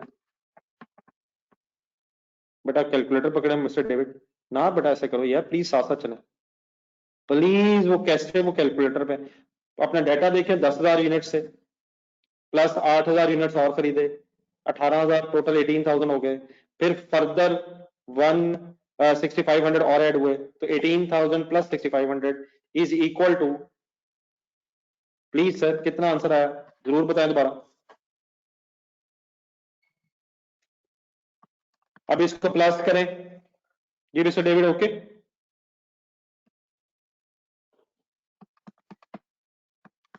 बताया करें बेटा, बाद में रिस्पॉन्ड किया करें। तो ओपनिंग स्टॉक प्लस परचेज की टोटल अमाउंट ऐड हो जाएगी पहले, और डिवाइडेड बाय टोटल परचेजेस की क्वांटिटी हो जाएगी 25,500 इज इक्वल टू, आप लोग फिगर नहीं प्लीज सही बता रहे मुझे,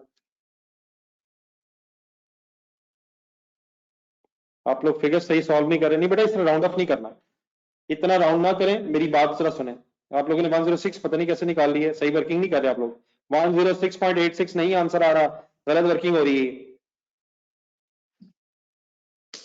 इसको बेटा रेट के लिए ना एक छोटा सा रूल यहां से फाइनल कर लें, कल भी शायद कुछ बात हो रही थी बेटा, ये वन वन ये कैसे वर्किंग हो रही हैं? और बेटा प्लीज ये क्या वर्किंग कर रहे हो?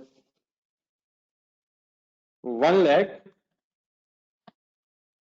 Plus 2526,500 divided by 25,500 is equal to 103 per unit. अभी पॉइंट्स में आंसर नहीं आया, तो पॉइंट्स में आएगा तो मैं डिस्कस करूंगा। ये 14.21 शानू, ये सब कैसे वर्किंग हो रही है? ठीक है 103 ठीक है। ये शिराज ने 27,126 रेट निकाला हुआ, 14.21 106.76। बेटा प्लीज यार कम ऑन, एक राउंड रेट आ रहा है 103 पर यूनिट। इकट्ठे हो यहां तक सारे, ये नजरात के मैंने कोई नाम बोले खास तौर पे दोबारा रिपीट करें, ये किस तरह की वर्किंग्स कर रहे हैं? ये तो कैलकुलेटर ही सही तरह में यूज नहीं करना आ रहा है यार। जी जिनके मैंने नाम बोले, मॉज क्या वर्किंग है? ये क्या रेट है? 76.13 कैसे आया? ये तो बेटा जुबानी भी करेंगे तो मेरे ख्याल इस तरह नहीं आ सकता यार। मन्नान साहब please my dear what's going on? ये किस चीज के रेट निकालने शुरू कर दी? और राशिद अली ने तो 1081 फिगर ही बता दिए। Please what's going on?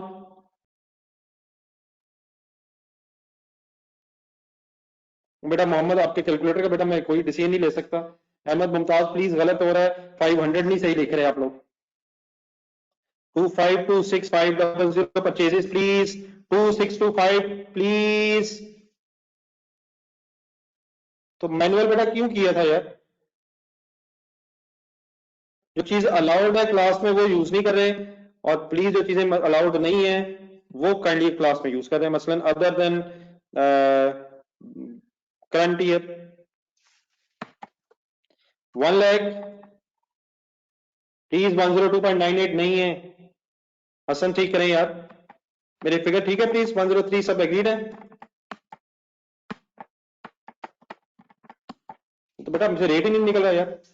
Hasan Munir, Hasan Munir जिनके मैंने नाम बोले प्लीज दोबारा रिस्पॉन्ड करें।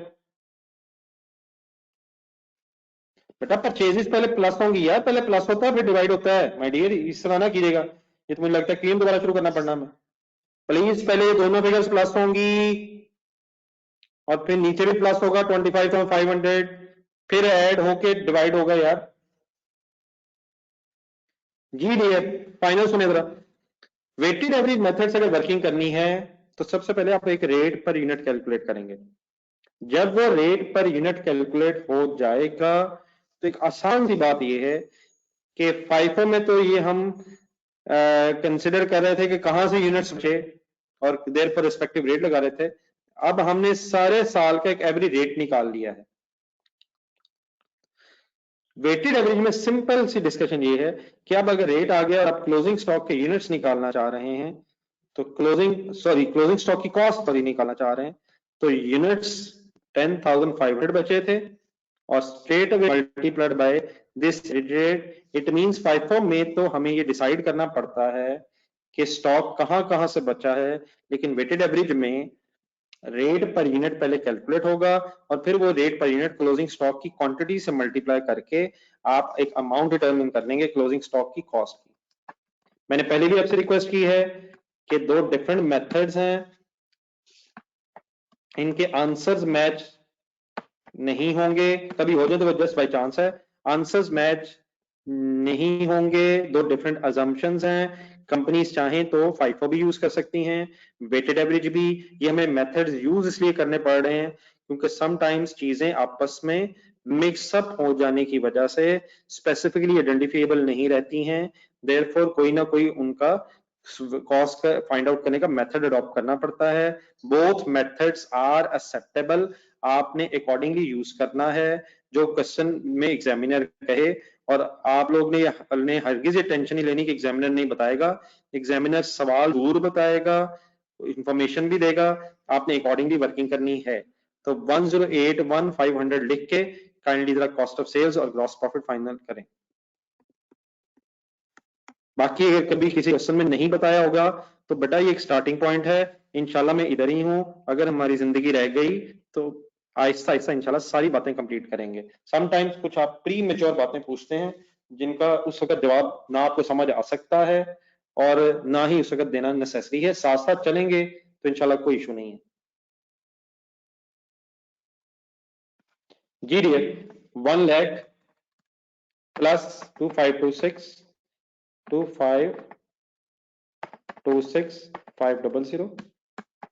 माइनस 1081,500, कॉस्ट ऑफ सेल आपके पास आ जाएगी 15, ये फिगर्स में से मैच करें, 1545,000 और देयरफॉर यहां तक ग्रॉस प्रॉफिट कैलकुलेट हो जाएगा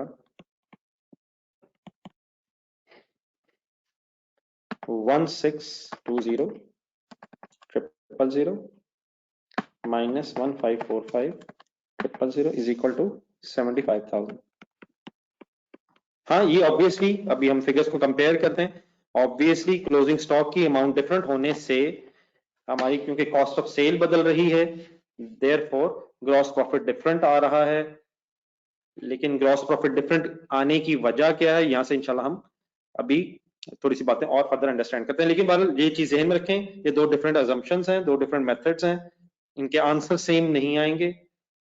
जो भी आंसर आए आपने सही प्रोसीजर फॉलो करना है, उसकी बेस पे जो आंसर है वो आपने अकॉर्डिंगली एग्जामिनर को प्रेजेंट कर देना है। मुझे सिर्फ पहले ये बताइएगा कोई इस वर्किंग में इश्यू तो नहीं रह गया यहाँ तक, अगर कोई है तो बता दें, अगर क्लियर है तो रहने दें, अगर क्लियर है तो चाहे ना बताएं, लेकिन अगर इशू है तो काइंडली बस बता दें। अगर इशू है तो बेटा बता दो, वरना रहने दें, ऐसे बार बार आपको टाइप करते भी टाइम लगता है।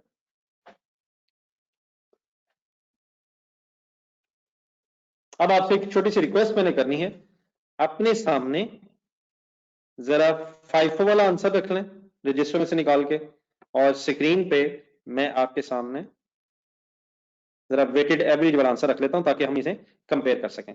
तो आपके सामने इस वक्त रजिस्टर में, और बेटा अहमद मुमताज नहीं आ रहा, 500 भी लगाना है यार प्लीज, फॉर गॉड सेक यार अपनी फिगर्स में से मैच करें, आपने 500 नहीं लगाया हुआ, 000 लिखा हुआ, प्लीज नहीं आ रहा, अपनी फिगर्स में से मैच करें प्लीज, कुछ तो कंसंट्रेशन से देखें यार, 2526,000 लिखा हुआ आपने,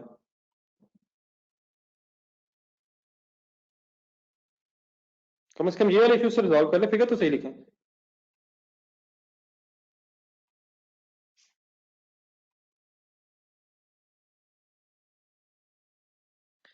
ये डियर अपने सामने फाइफो वाला आंसर सामने रखेगी, लोकेट करें कहां कहां डिफरेंट है। सेल्स में कोई डिफरेंस नहीं, ओपनिंग में नहीं, परचेजेस में नहीं, क्लोजिंग स्टॉक की फिगर में डिफरेंस है क्योंकि मेथड डिफरेंट हो गया। हाँ, उसकी वजह से फिर कॉस्ट ऑफ सेल में भी फर्क आया और ग्रॉस प्रॉफिट में भी डिफरेंस आया। तो क्लोजिंग स्टॉक की अमाउंट में डिफरेंस है, वो क्यों है वो थोड़ी देर पहले हम डिस्कस भी कर रहे थे कि ये मेथड्स क्लोजिंग स्टॉक की वैल्यू फाइंड आउट करने के लिए होते हैं, और क्लोजिंग स्टॉक की अमाउंट डिफरेंट हो जाने से फिर कॉस्ट ऑफ सेल्स और ग्रॉस प्रॉफिट की फिगर डिफरेंट आ रही है। कॉन्सेप्ट समझने की ये जरूरत है कि जो चीज ऐसे में पता होने की वही है कि क्लोजिंग स्टॉक आपका फाइफो के मुताबिक ज्यादा है। गौर से फिगर देखें, आपके पास 1094,000 है, सॉरी 1094,500 है, 1094,500 है। मेरे पास क्लोजिंग स्टॉक कम है। डिफरेंस कैलकुलेट करें, जिसमें मोहम्मद अदनान साहब ने कैलकुलेट करके मुझे भेजा। इन दोनों स्टॉक्स में डिफरेंस कैलकुलेट करें। 1094,500 जो आपके पास है और मेरे सामने जो वेटेड एवरेज में है वो है क्लोजिंग स्टॉक 10,81,500। तो 13,000 से मेरा क्लोजिंग स्टॉक कम है। मेरा मींस वेटेड एवरेज वाला क्लोजिंग स्टॉक 13,000 से कम है। फुल कंसंट्रेशन से सुनिए मेरी बातें, जो मैं करूंगा ये आपको लिखने की जरूरत नहीं, मैं अभी लिख भी दूंगा। पहले प्लीज कंसंट्रेशन सुने। क्लोजिंग स्टॉक मेरा कम अगर है तो गौर से देखें, मेरी कॉस्ट ऑफ सेल ज्यादा है। आप अपनी देखेंगे तो आपके पास 1532 आ रही है फाइफो में, और वेटेड एवरेज में कॉस्ट ऑफ सेल मेरी 1545,000 है। तो यहां से एक रिलेशनशिप स्टैब्लिश करना है, गौर से सुनना जरा। क्लोजिंग स्टॉक कम होने से कॉस्ट ऑफ सेल बढ़ गई है, और कॉस्ट ऑफ सेल के बढ़ने से गौर से देखिएगा लास्ट ग्रॉस प्रॉफिट कम हो गया है। सेंटेंस ठीक है मेरा? वेटेड एवरेज में क्लोजिंग स्टॉक की अमाउंट कम कैलकुलेट होने से, 13,000 क्लोजिंग स्टॉक की अमाउंट कम कैलकुलेट होने से कॉस्ट ऑफ सेल 13,000 से इंक्रीज हो गई है, जिसकी वजह से ग्रॉस प्रॉफिट 13,000 कम हो गया है। ये सेंटेंस मेरा ठीक है जो मैंने बोला? एग्रीड है मेरा सेंटेंस? एग्रीड है सब? अब एक डिफरेंट एंगल से सुने। क्लोजिंग स्टॉक के कम होने से ग्रॉस प्रॉफिट कम हो गया है। पहले ये देखें, जितने रुपए से क्लोजिंग स्टॉक कम है 13,000 से, उतने रुपए से ही वेटेड एवरेज में कंपैरेटिवली 13,000 से अगर गौर से देखें 88,000 75,000, तो क्लोजिंग स्टॉक के कम होने से ग्रॉस प्रॉफिट कम हो जाता है। इट मींस ये कोई एक डायरेक्ट सॉर्ट ऑफ रिलेशनशिप बन रहा है। मतलब क्लोजिंग स्टॉक के कम होने से ग्रॉस प्रॉफिट कम हो गया, लेकिन अगर फाइफो में के एंगल से बोला जाए तो क्लोजिंग स्टॉक के बढ़ने से 13,000 रुपीज के ज्यादा होने से ग्रॉस प्रॉफिट ज्यादा है। तो closing stock has direct relationship with profit. Closing stock के बढ़ने से प्रॉफिट बढ़ गया है 13,000 से, और क्लोजिंग स्टॉक 13,000 कम होने से ग्रॉस प्रॉफिट कम हो गया है। तो closing stock has direct relationship with gross profit. जी शेख साहब, मैं तो जो बोल रहा हूँ अल्लाह का शुक्र है ठीक बोल रहा हूँ। जी बेटा मैं ठीक बोल रहा हूँ, सब बाकी बताइएगा। आपने अपने ज़हन में एक सेटिंग कर ली है और आप उसके मुताबिक सोच रहे हैं। जो मैं सेंटेंस बोल रहा हूँ अल्लाह का शुक्र है मेरा ख्याल है ठीक है। क्लोजिंग स्टॉक के बढ़ने से ग्रॉस प्रॉफिट बढ़ रहा है, और क्लोजिंग स्टॉक के कम होने से ग्रॉस प्रॉफिट कम हो रहा है। हाँ, एक दूसरे एंगल से सोचें कि क्लोजिंग स्टॉक का अगर कॉस्ट ऑफ सेल से देखूं, वेटेड एवरेज में क्या हुआ है? क्लोजिंग स्टॉक 13,000 से कम हुआ है। फुल कंसंट्रेट करें, अपना डाटा देखें। क्लोजिंग स्टॉक के कम होने से कॉस्ट ऑफ सेल बढ़ी है, तो क्लोजिंग स्टॉक के कम होने से कॉस्ट ऑफ सेल बढ़ रही है। और वो देखेंगे फाइफो में अपने पास, तो क्लोजिंग स्टॉक के बढ़ने से कंपैरेटिवली कॉस्ट सेल कम हो रही है। तो क्लोजिंग स्टॉक का कॉस्ट ऑफ सेल के साथ यकीनन एक इनवर्स रिलेशनशिप है, लेकिन क्लोजिंग स्टॉक का ग्रॉस प्रॉफिट के साथ डायरेक्ट रिलेशनशिप है। माय डियर फुल कंसंट्रेट, अभी इस वक्त इस तरह जवाब मुख्य चक्कर में ना पढ़ने, पहले सुने। डायरेक्ट रिलेशनशिप होता ही है कि एक चीज के बढ़ने से दूसरी चीज बढ़ जाए और कम होने से कम हो जाए, और इनवर्स रिलेशनशिप ऑब्वियसली रिवर्स होता है। तो closing stock has direct relationship with gross profit and inverse relationship with cost of sales. ये काइंडली ऑफ सेंटेंस कहीं नोट करें फाइनली। बेहतर रहेगा कोई नया, अगर नहीं नया पेज या अगर स्पेस है तो फिर लिखिएगा, अगर आखिरी लाइनें हैं तो फिर वहां ना लिखिएगा। तो फर्स्ट एक note number 1,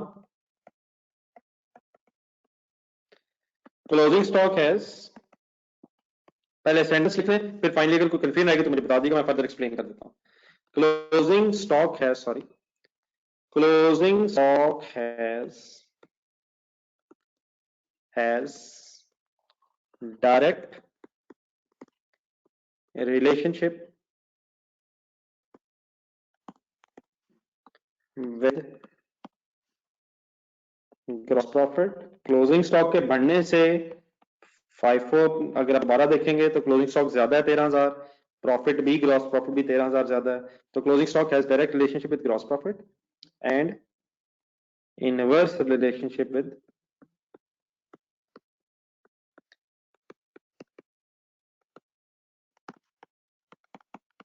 cost of sales.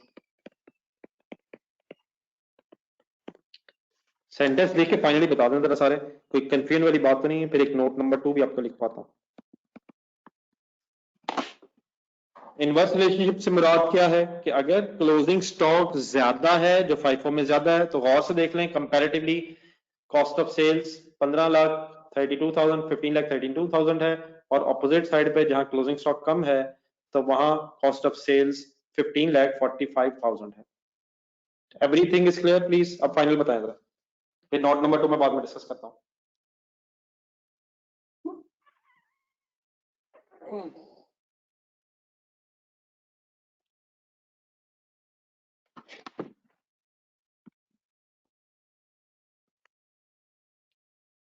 कोई सवाल अब है किसी का? अब अगर कंफ्यूजन है तो वो बता दें, जो क्लियर है वो ठीक। जी माय डियर, अपने पास दोबारा देख लें, आपके पास फाइफो के मुताबिक क्लोजिंग स्टॉक प्लीज 13,000 जब ज्यादा है तो कॉस्ट ऑफ सेल 1532 है, ठीक है। जब मैंने क्लोजिंग स्टॉक 13,000 से कम लिखा है, बिकॉज वेटेड एवरेज में कम आंसर आया, तो क्लोजिंग स्टॉक 13,000 के कम होने से प्लीज कॉस्ट ऑफ सेल 15,32,000 की बजाय 15,45,000 हो गई है। तो क्लोजिंग स्टॉक के कम होने से कॉस्ट ऑफ सेल बेटा बढ़ गई है, ठीक है मिस्टर डेविड?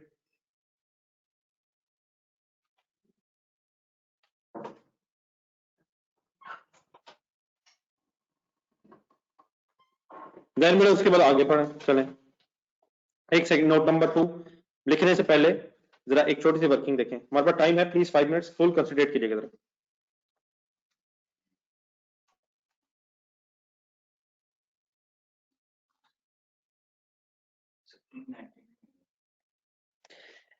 देन इसी रिलेशनशिप को बेटा इस डेटा से अब फाइफो वेटेड एवरेज से कंपेयर ना करें, ये बड़े आराम से हमें सिर्फ वेटेड एवरेज की या फाइफो की डिस्कशन से भी समझ आ सकता था।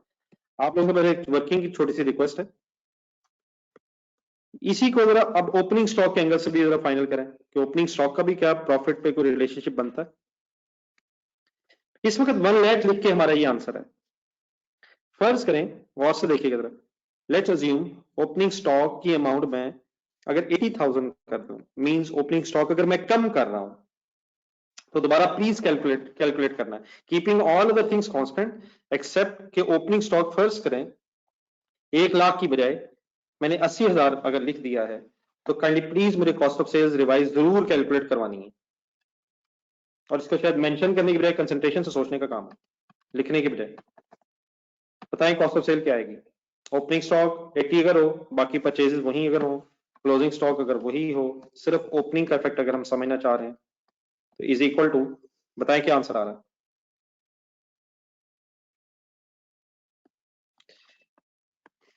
ये फिगर हो जाएगी बेटा 1525,000। सबसे पहले तो ये गौर से देखें कि मैंने ओपनिंग स्टॉक अगर कम किया है तो कॉस्ट ऑफ सेल भी 20,000 रुपया कम हो गई है, 45,000 से 25,000। फुल कंसंट्रेट, फाइफो वगैरह की बेटा जरूरत नहीं है, अब फुल कंसंट्रेट जो सिर्फ बात हो रही है। My dear Hamza and Hamza बार बार 2 दफा एक ही बात में चक्कर में पड़ गए, there is no need of that, यहीं से आराम से समझ आ जाएगा। तो ओपनिंग स्टॉक मैंने अगर 20,000 से कम किया है तो आप लोग गौर से फिगर्स देखें कि कॉस्ट ऑफ सेल्स की अमाउंट भी 20,000 रुपए से कम हो गई है। It means opening stock has direct relationship with cost of sales. लेकिन बात कंप्लीट करें, अब अगर ये कॉस्ट ऑफ सेल सेल में से लेस हो तो सॉल्व करें जरा, आंसर क्या आ रहा है आपका ग्रॉस प्रॉफिट का 1620,000 माइनस 15,25,000 अगर किया जाए तो ये 95,000 आ रहा है। तो क्या सिचुएशन बन रही है, सुने मेरे से वर्ड्स। ओपनिंग स्टॉक कम कर रहा हूं तो कॉस्ट ऑफ सेल तो कम हो रही है, लेकिन ग्रॉस प्रॉफिट बढ़ रहा है। तो क्या यहां से सेंटेंस एक बोला जा सकता है कि ओपनिंग स्टॉक कम करने से अगर कॉस्ट ऑफ सेल कम हो रही है तो ये डायरेक्ट रिलेशनशिप है ओपनिंग स्टॉक और कॉस्ट ऑफ सेल का। और अगर ग्रॉस प्रॉफिट देखा जाए ओपनिंग स्टॉक के साथ, ओपनिंग स्टॉक कम करने से ग्रॉस प्रॉफिट बढ़ने का मतलब कि opening stock has direct relationship या इनवर्स। पूरा सेंटेंस में से सुने आप। Opening stock has inverse relationship with profit, opening stock कम किया प्रॉफिट बढ़ गया, and direct relationship with the cost of sale. बात क्लियर है सर? मैं सेंटेंस अभी लिखता हूं, जो मैंने बोला ये क्लियर हो गया। Opening stock has inverse relationship with the gross profit but direct relationship with the cost of sales. Opening कम करने से ग्रॉस प्रॉफिट बढ़ गया है और ओपनिंग स्टॉक कम करने से कॉस्ट ऑफ सेल कम हो गई है। तो सेंटेंस में लिख रहा हूं, प्लीज बात कंप्लीट करके हो, ठीक है? ऐसे ही जल्दी में चक्करों में निकल जाएगा। ओपनिंग स्टॉक के एंगल से sentence, opening stock has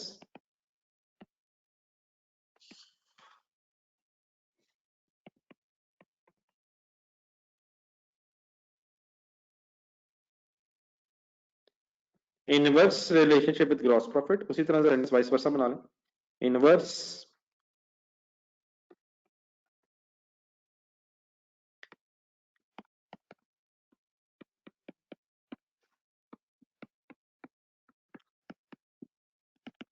and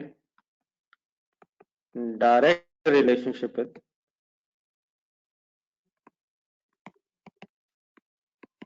cost of sales।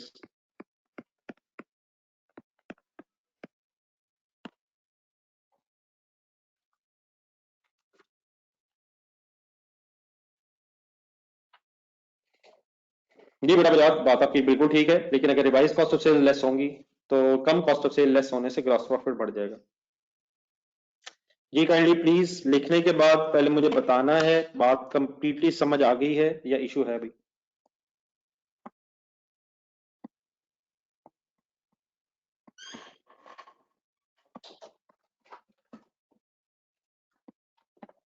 जी कोई क्वेश्चन है अगर किसी का यहाँ तक के डिस्कशन में तो जरूर बता के उठिएगा। I am waiting for any question.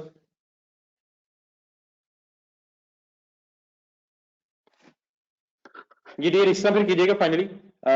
कल को हमारी क्लास नहीं है, कल आप ऑफ कर लें इंशाल्लाह। जब भी कभी संडे क्लास होगी तो आप टेंशन ना लें, मैं खुद बताऊंगा आपको इस टॉपिक से रिलेटेड। बेटा अभी कोई फर्दर आपको होमवर्क नहीं है, आप लोग अपने बीआरएस के जो प्रैक्टिस क्वेश्चंस हैं उनको कल कोशिश करें एक कंप्लीट कर लें। उनमें यकीनन इश्यूज आ रहे होंगे, वो मेरी आपसे रिक्वेस्ट है कि आप नोट कर लें। उसके लिए फिर मैं कोई आपको एक्स्ट्रा क्लास या अदरवाइज आपसे फिर डिस्कस करता हूँ मंडे को। तो कल का दिन वेस्ट नहीं करना है, प्लीज प्रैक्टिस क्वेश्चंस कंप्लीट कर लें सारे, ठीक है? तो कल इंशाल्लाह हमारी क्लास अब नहीं है, इंशाल्लाह हमारी मंडे को मुलाकात होगी। जी जो इश्यूज है वो आप टिक लगाते रहे, बिल्कुल ठीक है। तो मंडे को इंशाल्लाह फिर दोबारा मुलाकात होगी सेम टाइम। अल्लाह हाफिज। बाकी एक्स्ट्रा क्लास वगैरह के फिर मंडे को फाइनल डिसीजन ले लेंगे, उसका कोई स्पेसिफिक टाइम भी रखना है हमने। आप लोगों को एक एक्स्ट्रा आवर की शायद अभी जरूरत है, तो अपने एक्स्ट्रा जो पॉइंट्स अगर पुराने वगैरह हैं तो वो इस टाइम में फिर कोई फॉर्मल क्लास ही रख देते हैं मेरा ख्याल है। तो उसमें फिर आप रिजॉल्व करते रहिएगा, हम मीनवाइल फिर आगे डिस्कशन करते रहेंगे। अल्लाह हाफिज।